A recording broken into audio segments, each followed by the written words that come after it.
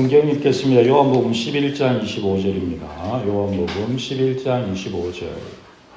예수께서 이르시되 나는 부활이요 생명이니 나를 믿는 자는 죽어도 살겠고.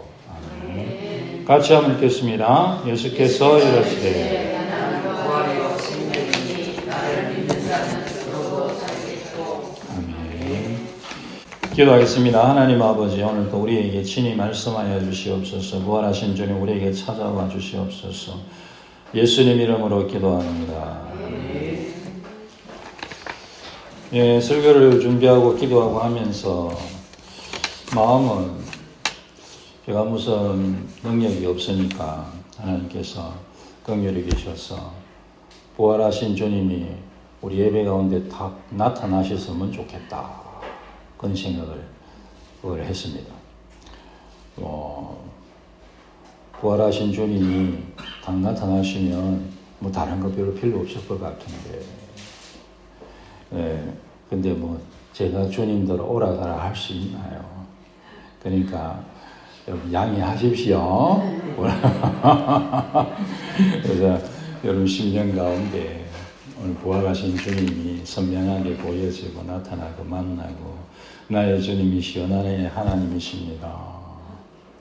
이렇게 고백할 수 있으면 참 좋겠다. 그렇게 생각합니다. 오늘 이것이 말씀 중심으로 제가 부활에 대해서 하나님의 말씀을 전하려고 합니다. 네. 조금 약간 지루할 수도 있습니다. 예화도 없고 특별한 예화도 없고 그래서 양해해 주시고, 예, 오늘 읽으신 이 말씀이 예수께서 이르시되 나는 부활이요 생명이니 나를 믿는 자는 죽어도 살겠고 그렇게 하신 이 주님의 말씀인데요. 우리 예수님께서 하신 말씀인데요. 이 말씀은 예루살렘 근처에 베단이라는 곳이 있습니다. 그곳에서 하신 말씀입니다. 베다니에는 예수님이 아주 친하게 지내셨던 친구요, 또 지인이었던 형제들이 살고 있었는데요. 여러분 잘 아시는 게 마리아라는 여성이 있었고요. 그 언니 마르다라고 있었고, 그 오빠, 일반적으로 오빠라고 생각하는데 나사로, 이렇게 오누이들이 남자 한 명, 여자 두 명, 그렇게 베다니에 살고 있었습니다. 이 베다니는 예루살렘에서 한 5km 정도 되는 굉장히 가까운 곳이죠. 우리가 5km 하면 막 같은 한 도시라고 할 수 있는 그런 입장입니다.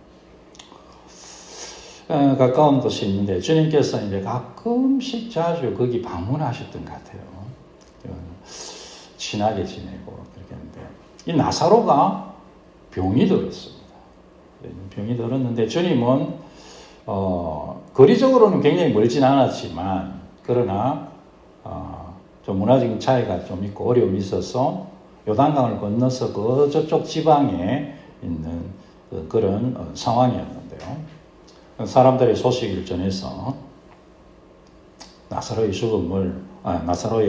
병든 것을 그렇게 이제 알렸는데, 주님께서 이제 그 얘기를 듣고서 며칠 더 지나셨는데 제자들에게 이렇게 얘기하십니다. 요한복음 11장인데요. 11절에 우리 친구 나사로가 잠들었도다. 그러나 내가 깨우러 가노라. 친구 나사로가 잠들었다. 그러나 내가 깨우러 가노라. 이 제자들이 주님 잠들었으면 낫겠는데요. 주님께서는 나사로의 죽음에 대해서 얘기를 하셨죠. 그래서 제자들은 잠이 들었으면 또 우리가 푹 쉬니까 건강하게 되지 않겠나 이렇게 생각하니까 예수님께서 나사로가 죽었다. 그렇게 이제 말씀하시고 나사로 있는 곳에 가십니다. 이스라엘 사람들은 이제 일반적으로 이제 사람이 죽으면 그날 즉시 이제 장례하는 그런 풍속을 당시에 가지고 있었다고 하고요. 나사로도 즉시 아마 장사했을 것이라 생각합니다. 근데 나사로가 있는 베다니로 가셨는데 가서 보니까 나사로가 무덤에 있었는지 이미 나흘이다. 그렇게 성경 얘기하고 있습니다. 예수님께서 마르다에게 너 오빠가 다시 살 거야. 그렇게 하니까 마르다가 이 믿음이 있는 여인이었죠. 주님, 부활할 때에 다시 살아날 것을 내가 믿습니다. 그렇게 대답하는 것이 바로 오늘 읽으신 25절 앞에 구절입니다. 그 마르다의 대답에 대해서 예수님께서 나는 부활이요 생명이니 나를 믿는 자는 죽어도 살 것이다. 나는 부활이요 생명이다. 그렇게 말씀하시면서 돌을 옮겨놔라. 이제 그때 무덤들이 주로 이제 굴을 파서 이렇게 있는 무덤이었고 혼자 있기도 하고 가족묘를 하기도 하고 근데 이 굴을 이제 안에 이제 죽음이 있으니까 이제 입구를 돌로 이렇게 막은 돌문으로 돌문이죠. 일반적으로 비싼 그런 이제 무덤들을 주로 돌문으로 이렇게 이제 달아놨죠. 그러니까 마르다가 오빠 죽은 지 벌써 나흘이 지나서 아주 나쁜 냄새가 납니다. 그거 돌 굴려 넣으면 정말 굉장할 건데요. 그런 식의 얘기죠.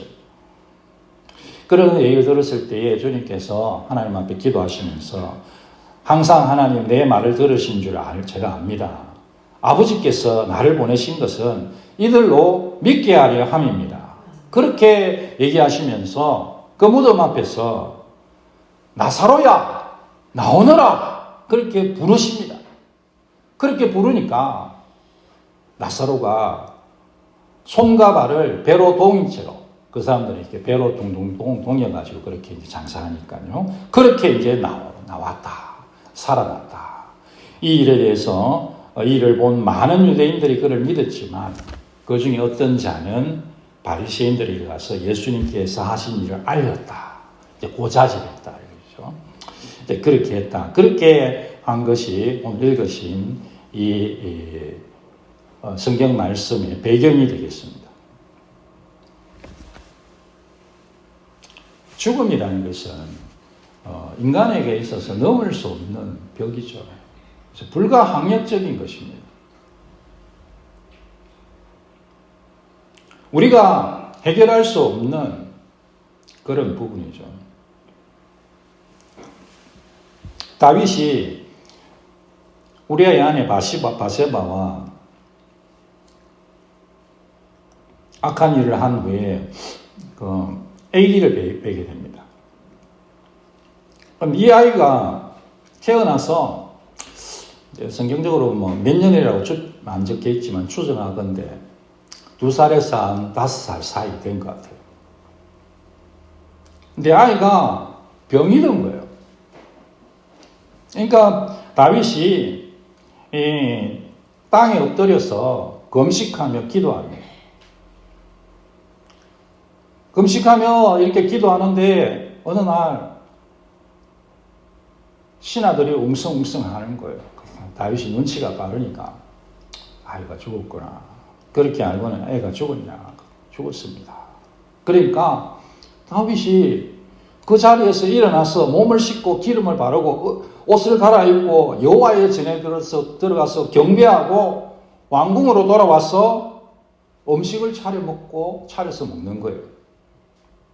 그러니까 사람들이 일반적으로 어떻게 합니까? 죽으면 슬퍼하고 애통하고 그렇게 하는데 다윗이 그렇게 하니까 아이고 아플 때는 금식하시더니 죽었다는 소식 듣고 어떻게 이렇게 음식을 못 드십니까? 그렇게 이제 의아해서 질문을 하죠.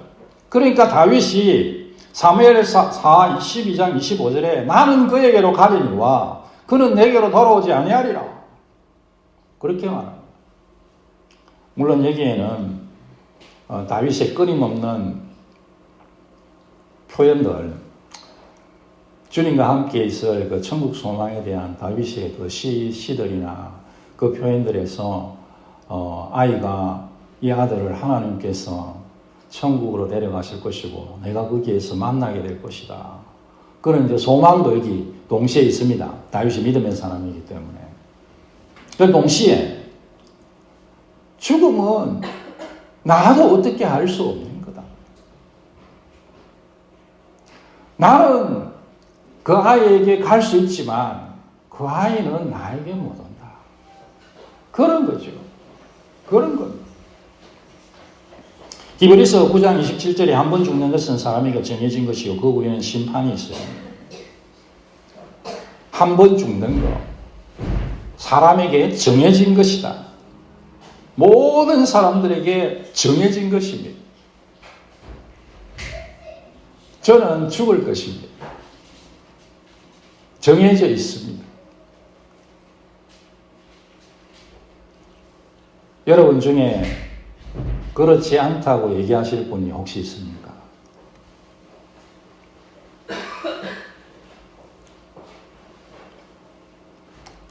성경을 안 믿는 사람들도 이 사실을 믿죠. 한 번 죽는 것은 정해진 것이다.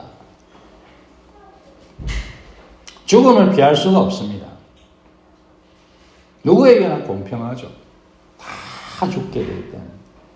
인간이 극복할 수 없는 그런 부분입니다. 그래도 이게 이제 이 죽음에 대해서 생각할 때에 죽는 것이 잠과 비슷한 부분이 있거든요. 잠이 들면 뭐 사람이 잠이 든 깊이 잠든 상태나 죽은 상태나 별 차이가 안 나는 그런 부분이 있죠. 그런데 그래서 모습은 그런데 이게 지금 조금 희망적인 그런 부분이 있습니다. 왜냐하면 잠이 우리의 몸에도 육신에도 건강에도 유익하고 우리 마음의 건강에도 유익하고 그런 게 잠 아닙니까? 그래서 잠을 잘 자면 건강하다. 요즘 뭐 절대적인 어떤 과학적인 지식이죠. 그래서 모든 것들 중에 제일 중요한 게 잠이다. 주로 이제 의사 선생님들이 연구를 많이 하는 분들이 그런 얘기를 하죠. 잠 다음에는 운동 다음에 먹는 거. 그렇게 세 가지. 잠, 운동, 식사. 그렇게 이제. 그런데 여러분이 이제 그 죽음에 대해서 우리가 이렇게 얘기를 할 때 하니까 죽음에서 부활한다. 그렇게 얘기하면 부활에 대한 사람들의 생각이 뭐겠습니까? 죽은 사람이 어떻게 살아나? 죽고 나면 살아나는 게 불가능하지. 그렇게 하면서 부활에 대해서 얘기하면 조롱하는 경우가 많습니다. 사도행전 17장 32절에 그들이 죽은 자의 부활을 듣고 어떤 사람은 조롱도 하고 어떤 사람은 이 일에 대하여 내 말을 다시 듣겠다 하니 사실 이 부활이 이야기될 때에 인간의 어떤 가장 일반적인 태도 두 가지라 생각합니다. 하나는 조롱하는 거예요. 하나는 그 일에 관심을 가집니다. 그리고 죽은 자의 부활을 들었을 때 바울이 예수님의 부활에 대해서 복음을 전했거든요. 예수님이 살아나셨다, 부활하셨다. 예수님이 십자가에서 죽으시고 부활하셨다는 그 사실을 증거하는데 그 얘기를 듣고서 사람들이 조롱했다는 거죠. 이방인들이죠. 주로 로마 사람들이 그것을 조롱했다. 유대인들도 마찬가지였습니다. 사도행전 23장 8절에 이는 사두개인은 부활이 없고 천사도 없고 영도 없다 하고 그렇게. 이 사두개인들이요 성경에 나오는 사람들인데 예수님 시절 유대인들 중에 한 무리들인데요. 그 당시에 종교 정치 권력을 갖고 있었던 대표적인 그룹들이었는데 여러분 이 사람들이 하나님을 믿는 사람들이었습니다. 오늘날도 하나님 믿는다고 하면서 부활 안 믿는 사람 꽤 많을걸요. 그렇게 생각하시면 이해가 되실 것입니다. 그래서 유대인들이고 하나님을 믿는 사람들인데 부활은 안 믿었어요. 뭐 죽으면 어떻게 사람이 다시 살아나. 그게 이제 논리적으로 생각하는 것이죠. 죽음에서 살아나는 것은 불가능한 것이다. 유대인들 중에도 하나님을 믿는 유대인들 중에도 그렇게 생각했고 이방인들은 말할 것도 없고 그렇다는 거예요. 그런데 아까 부활에 대해서 얘기할 때에 또 다른 측면이 있죠. 굉장히 역설적인데 사람들이요 부활을 믿지 못해요. 그런데 부활을 바라요. 그거는 거의 모든 문화에서 거의 다 그렇습니다. 그냥 인정을 안 하려고 하는 거지. 생각해보면 거의 모든 문화에서 사람들이요. 사후세계 그리고 무슨 다시 태어나는 거, 이런 것들. 얼마나 여러분 오늘날의 문화에도 그런 게 많습니까? 어디 죽었는데 다시 태어나고 어떻게 하고 윤회 같은 거 아니에요, 윤회. 죽었는데 사후 세계가 있고 그게 삶이 지속된다는 아니에요. 일종의 부활 아닙니까? 삶이 지속된다는 거죠. 무덤이 여러분 봉분이 세계적으로 우리나라만 봉분이 아니고 세계적으로 봉분이 많아요. 봉분이라는 게 뭡니까? 마치 어머니의 태 같은 그런 거 아닙니까? 우리가 태어날 때에 볼록한 어머니 뱃속에서 태어나듯이 우리가 죽으면 이 땅에 볼록한 땅의 무덤으로서 다시 태어날 것 혹은 부활할 것 혹은 내세의 삶을 기대하는 것이죠. 이 생 말고 저 생을 기대하는 건 아니겠습니까?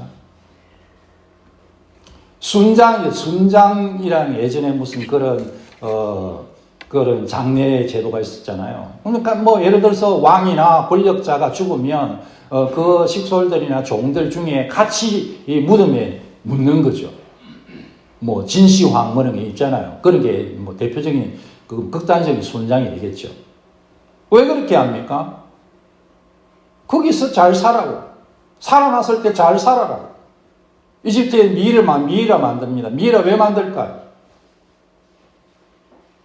살아라는데 몸이 없으면 어려울까봐 미이라 만드는 거 아닙니까? 그래서 여러분 문화들마다 대부분 이런 것들이 다 있어요. 이제 우리가 일반 은총이라고 하는데 하나님께서 모든 사람들에게 주셔서 하나님에 대해 하나님과 영혼에 대한 어떤 은혜들, 이 땅에서 하나님께서 주시는 것들 살아가는 어떤 그런 부분에서의 은총 중에 하나다. 저는 그렇게 생각하는데요. 요셉이 이제 죽고 할 때에 관에 이제 입관하고 그렇게 합니다. 그런데요, 거기에 사용된 그 관이라는 단어가 방주, 배라는 뜻을 갖고 있는 같은 단어입니다. 그래서 노아의 방주할 때에 물론 그 단어는 두 개가 100% 같은 게 아닌데 동의어라고 동의어. 노아의 방주할 때 그 방주가 사람들이 죽으면 들어가는 관입니다. 관. 그래서 이 고대인들의 어떤 생각이 그게 그대로 다 들어있는 것 아니겠습니까? 죽음의 강을 건너가기 위해서 배가 필요한 거예요. 그리고 배 타고 그냥 죽으면 끝인데 뭘 배를 탑니까? 나중에 가서 살려보고 배를 타는 거지. 살 것을 대비하는 건 아니겠습니까? 여러분 부활에 대한 이런 많은 모습들이 있습니다. 자연 속에서는 얼마나 또 부활에 대한 그런 예표들이 많습니까? 제가 한 번씩 말씀드리는데 밤이 지나가고 낮이 오는 것도 저 눈에는 부활처럼 보입니다. 캄캄한 어둠에 빛이 비치고 생명이 역동하고 겨울이 얼어붙어 있다가 봄이 와서 모든 것이 녹아지고 생명이 막 살아나고 곤충들 꼬치가 여러분 그 산에 가서 이제 거미줄 같은 데 턱 늘어져 있는 꼬치 같은 거 보면 그게 나뭇잎 말아난 건지 뭔지 그게 살아있을 것으로 보입니까? 예전에 어릴 때는 거기 꽃이 들어있는 줄도 몰랐어요. 조금 지나서 보니까 그게 곤충의 꽃이더라고요. 그 딱딱한 나무 같은 나뭇잎 말아난 것 같은 그곳에서요. 나비가 나오는 거 아닙니까? 생명이 역동하는 거예요. 알에서 새들이 깨어나는 것이고 계란에서 병아리가 나오는 것입니다. 씨앗을 뿌렸더니 나무가 되는 것 아니겠습니까? 어떻게 이런 것들이 부활의 상징이 아닐 수 있겠어요? 하나님께서 그렇게 하셨다 그렇게 생각합니다. 부활이 없다면 예수님이 부활하실 수 없죠. 만일 죽은 자의 부활이 없으면 그리스도도 다시 살아나지 못하셨으리라. 그렇게 얘기합니다. 부활이 없다면 예수 믿는 사람들은 가장 세상에서 불쌍한 사람들일 수 있다. 제 말이 아니고 바울의 얘기입니다. 고린도전서 15장 19절에 만일 그리스도 안에서 우리가 바라는 것이 다만 이 세상뿐이면 모든 사람 가운데 우리가 더욱 불쌍한 자이리라. 우리가 바라는 것이 이 세상뿐이면 이 말은 이 문맥에서요. 문맥에서 부활이 없으면 그런 뜻입니다. 이 세상에서 이 세상에서의 삶으로 끝나버리고 부활이 없다면 그런 뜻입니다. 그렇다면 우리가 제일 불쌍할 거야. 사실 요새 그리스도인들은 별로 죄송합니다. 여러분 그렇게 생각하시면 뭐 그럴 수 있는데 바울은 이런 말할 것도 없었거든요. 복음 전한다고 막 채찍질 당하고 막 맞고 배고프고 막 죽을 뻔도 여러 번 하고 막 엄청나게 그렇게 어렵게 살았잖아요. 그렇게 사는데 이 세상뿐이야. 그렇게 하면 아이고 참 세상 사람 중에 우리처럼 불쌍한 사람이 어디 있겠어. 그래. 요즘은 우리가 예수님 믿는다고 여러분 주일날 교회 한 번 오는 거 외에 사실 별거 있나요? 아닐 때도 있는데 일반적으로. 여러분 그래도 인간적으로 생각하면 좀 손해잖아요. 오늘같이 날씨 좋은데 말이야. 아침에 어디 등산 배낭 메고 저기 수리산이나 밑에나 한번 갔다 오면 얼마나 좋아. 자전거를 타시는 분들은 사이클을 타고 한강이나 한번 갔다 오면 얼마나 좋아. 여러분 이럴 수 있잖아요. 요즘 그거 싫어하는 사람은 집에 누워서 유튜브나 넷플릭스나 그런 걸 이렇게도 보고 있으면 영화를 보고 있으면 얼마나 좋아. 그렇게 생각할 수 있는데 여기 와가지고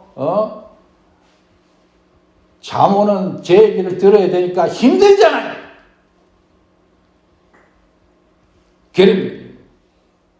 우리도 그런 부분이 있다. 그런 뜻이죠. 부활이 없으면 그렇다. 그러니까 무슨 얘기입니까? 부활이 있어야 되는 거예요. 부활이 있다는 것입니다. 바울의 소망은 부활이었습니다. 하나님을 향한 소망을 나도 가졌으니 곧 부활이 있으리라 함이니이다. 바울의 소망은 뭐냐? 부활이 있다. 부활이 있다. 그것이 바울의 소망이었습니다.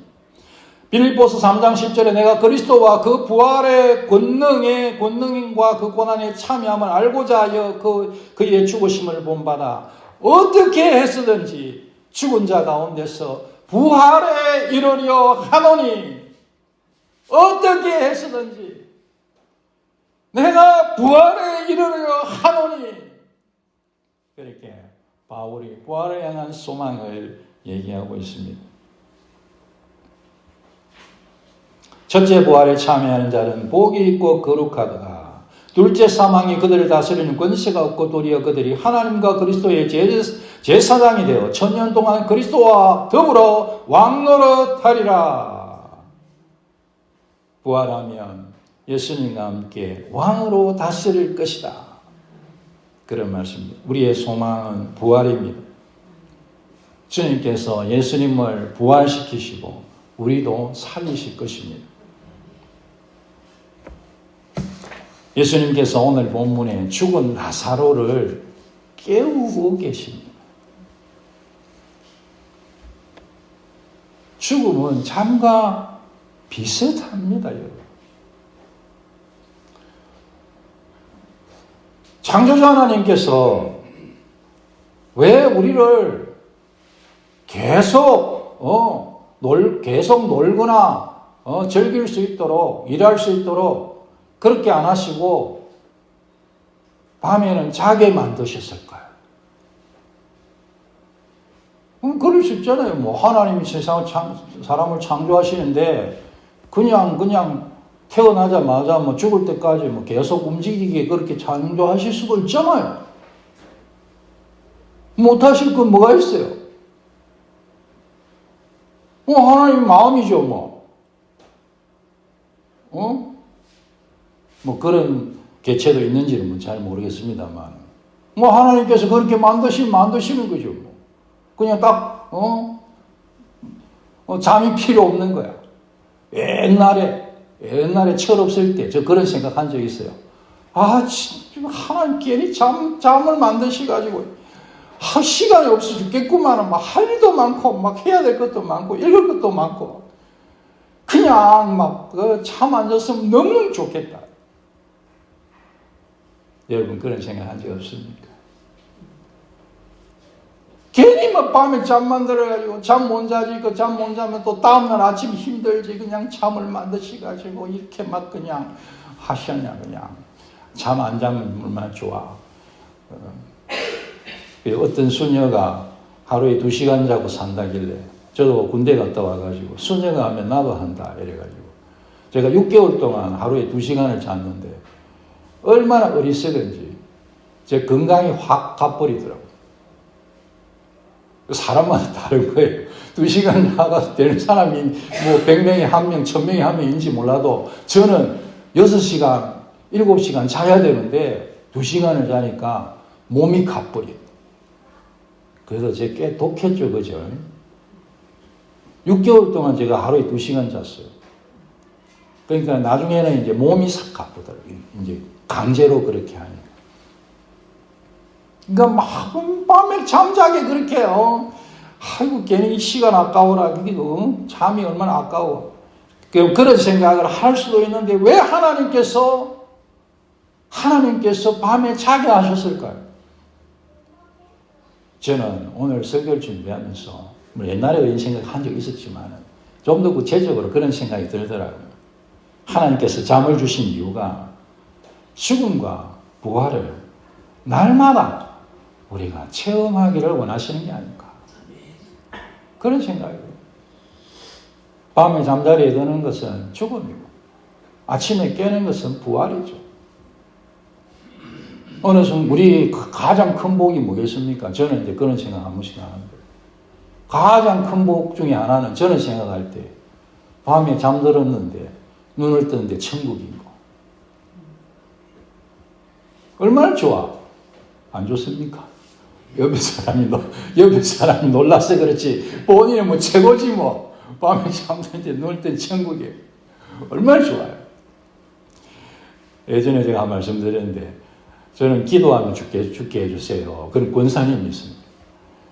이제 진짜로 그 양수리에 가가지고 거기 전도 동력 세미나 막 하는데 막 목사님 한 1시간 반 설교하고 또 한 10분, 20분 기도하고 그 다음에 또 1시간 반 설교하고 또 10분, 20분 기도하고 그래 이제 하는 모임인데 1시간 반 설교하고 10분, 20분 기도하시는데 옆에 있는 권사님이 안 일어나는 거예요. 그 깨우는데 보니까 돌아가셨어. 그래서 본인은 기도대로 그냥 기도하시면서 가시는데 옆에는 깜짝 놀라더라고요. 저도 깜짝 놀랐어요. 우리 교인이요. 제가 인솔해 갑니다. 근데 그래도 본인은 얼마나 복인가. 제가 사실 그 생각했어요. 본인이 얼마나 복인가. 하나님께서 밤에 잠을 주시고 아침에 눈을 떠서 움직이게 하시는 것은 날마다 우리의 살면서 부활을 체험하게 하시는 게 아니냐. 왜냐하면 우리가 이 세상에서의 삶은 영원한 삶을 준비하는 것이거든요.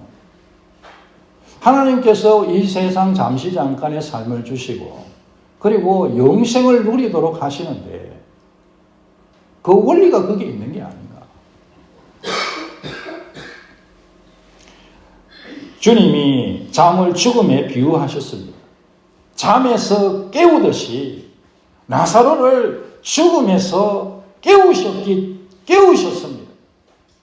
내가 나사로를 깨우러 가노라. 그렇게 하신 주님께서 나사로를 어떻게 깨우십니까? 나사로야! 하고 깨우십니다. 우리가 아침에 일어날 때 어떻게 일어납니까? 물론 잘 일어나시는데 누가 깨우면 어떻게 깨웁니까? 저를 깨운다고 칩시다. 성원아! 그렇게 일어나라! 그렇게 해서 제가 네! 하고 아버지 부르면 일어나는 거 아니겠습니까? 여러분도 다 같을 줄 믿습니다. 이렇게 부르면 일어나는 거예요. 부르면 일어나는 거예요. 주님께서 나사로야! 그렇게 부르시니까 나사로가 죽음에서 벌떡 일어났더라. 그런 성경의 말씀이 되겠습니다. 우리 주님은 능력의 주님이십니다. 창조주 하나님이십니다.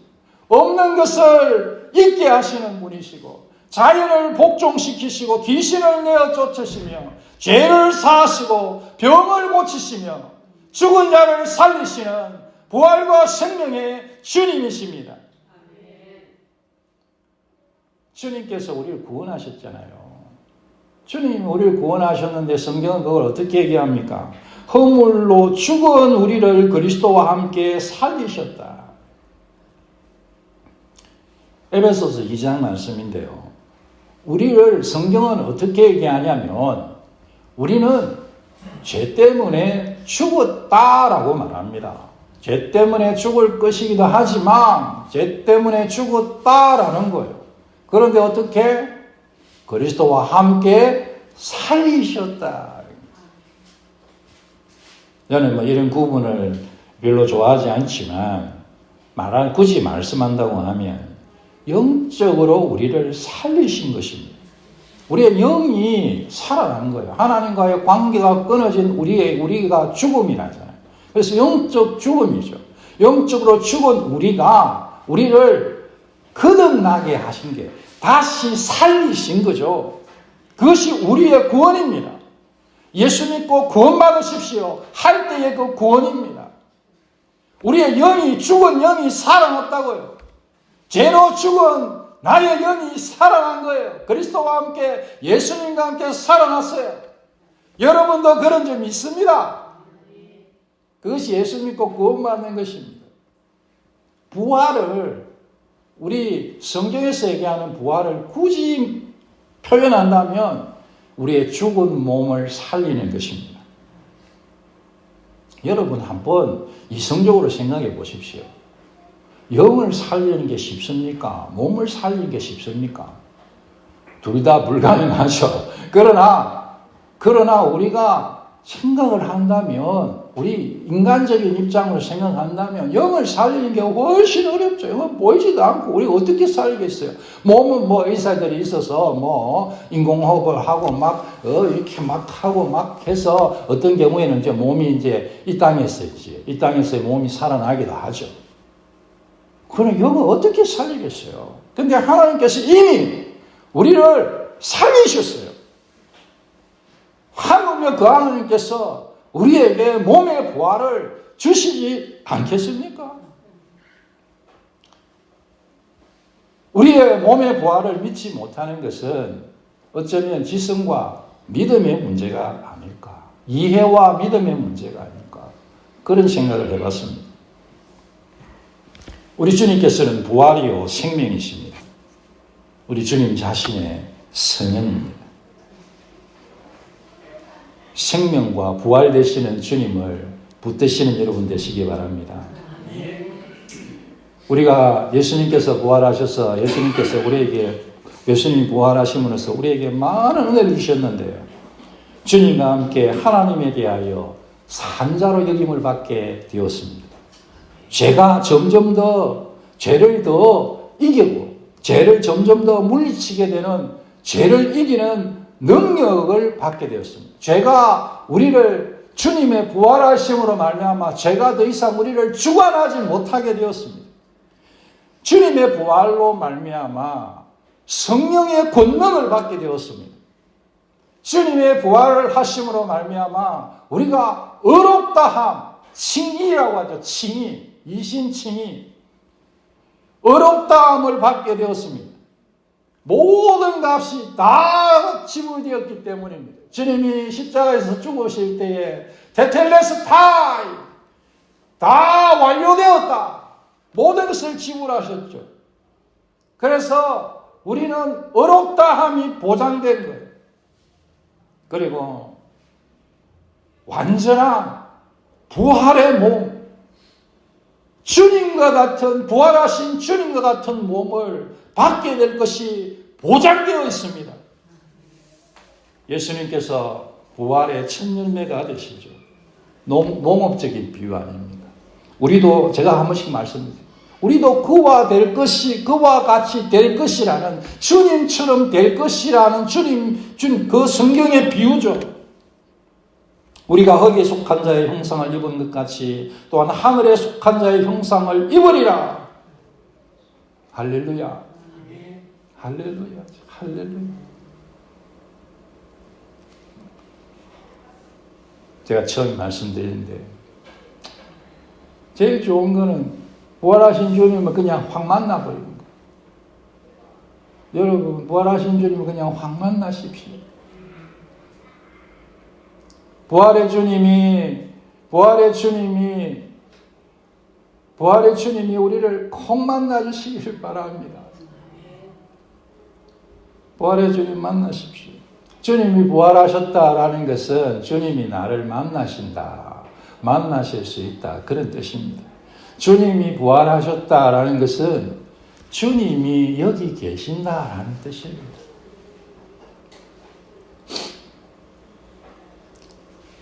우리는 지금 우리 조상 아담과 같은 이 육체를 가지고 있습니다. 그러나 그날에는 예수님과 같은 육체를 가지게 될 것입니다. 예수님께서 부활의 첫 열매가 되셨기 때문입니다. 부활이요 생명이신 예수님을 찬양하십시다. 부활이요 생명이신 예수님을 믿음으로 붙드십시다. 부활이요 생명이신 예수님을 누리십시다. 영생을 누리며 주 안에 살리라. 하나님이 주를 다시 살리셨고 또한 그의 권능으로 우리를 다시 살리시리라. 할렐루야.